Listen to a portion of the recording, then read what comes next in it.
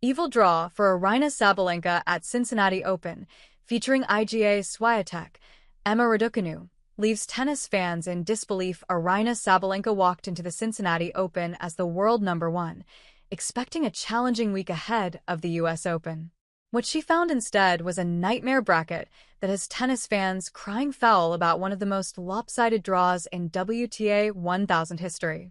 While Sabalenka battles through a minefield of Grand Slam champions and proven giant killers, Coco Gauff and Jessica Pegula appear to have landed in what critics are calling a practice tournament, by comparison.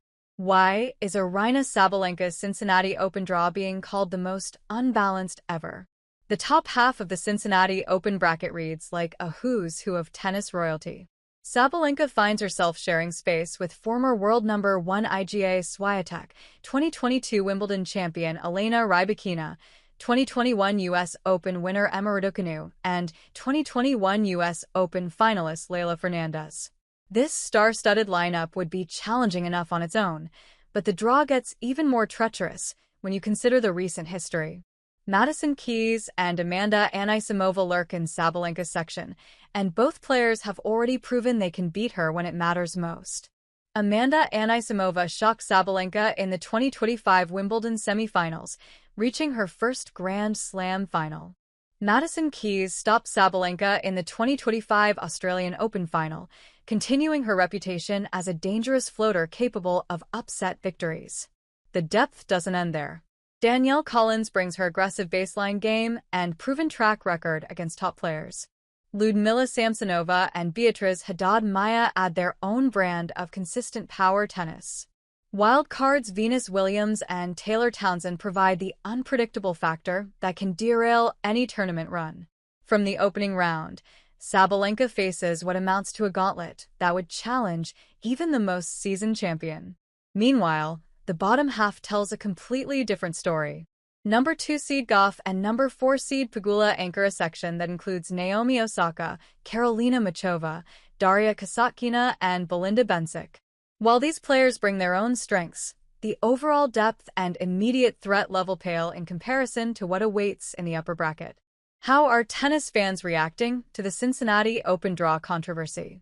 The tennis community erupted on social media as soon as the draw was released, with fans expressing disbelief at the apparent imbalance.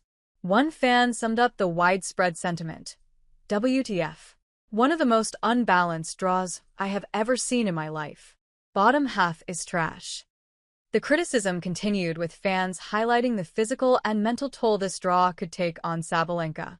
Another observer noted, Aryna screams about to break decibel records with that evil draw, referencing Sabalenka's well-known intensity and vocal presence on court. Some fans suggested this imbalanced draw follows a pattern that has emerged in recent tournaments. A third user wrote, bottom half, Gauff's, once again miles from the top, implying that Gauff has benefited from favorable draws before. The stark contrast between the two has prompted more pointed commentary. Cincy insane for this, but good lord, that Sabalenka draw is nasty, another fan added, capturing both the absurdity of the situation and sympathy for what Sabalenka faces. Despite the frustration, some fans managed to find humor in the chaos. How can a draw be so unbalanced? I'm in tears, one person posted, while another described the situation as not complaining. But this is so uneven.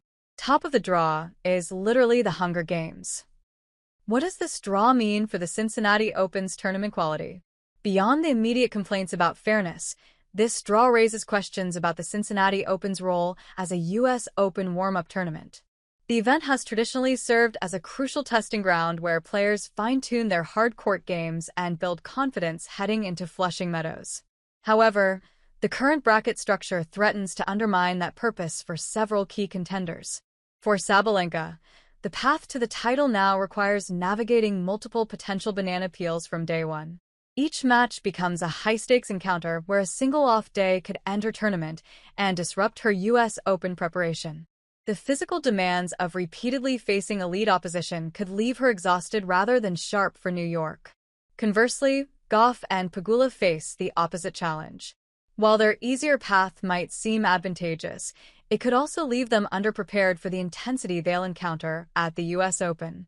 Tennis players often need high-level competition to reach peak form, and this draw may deny them those crucial test matches. The implications extend beyond individual preparation. Cincinnati prides itself on delivering competitive matches and compelling storylines throughout the week. With so much talent concentrated in one half, the bottom section risks producing less competitive early rounds and potentially underwhelming semifinals. This distribution could affect ticket sales, television ratings, and the overall tournament experience for fans who expect balanced competition for the sport itself. Draws like this one fuel ongoing debates about seeding systems and tournament protocols. While random draws are designed to ensure fairness, outcomes like Cincinnati's bracket suggest the current system may need refinement to better balance competitive integrity with entertainment value. Hey friends, if you enjoyed this video, don't forget to give it a like. Got a question, opinion, or suggestion? Drop a comment below. I read all of them, and I often feature interesting ones in my next videos. And most importantly, for more exclusive boxing highlights and celebrity news, make sure to subscribe to the channel and hit the notification bell so you never miss an update. Your support helps us grow and keep bringing you awesome content. See you in the next video. Stay safe and take care.